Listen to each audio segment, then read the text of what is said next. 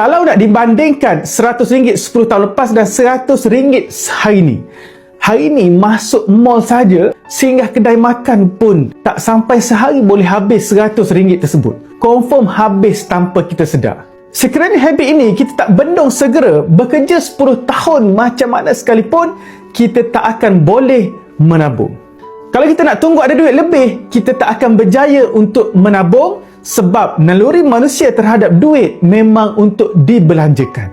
Jadi dalam menabung, kita kena paksa dapat sahaja duit gaji, menabung dulu dan selebihnya barulah kita berbelanja. Cara paling mudah untuk paksa menabung adalah dengan menabung ke dalam bentuk emas secara fizikal.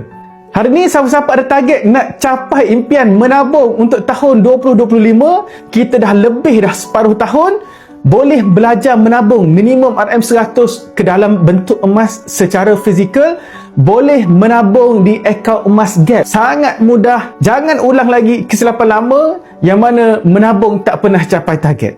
Jadi dengan Public Goal sebenarnya hari ni kita sangat senang untuk menabung dekat akaun emas Gap, boleh menabung minimum RM100, ada duit lebih 100 menabung 100, ada duit lebih 1000 menabung RM1000, ikut keselesaan kita. Teruskan follow saya.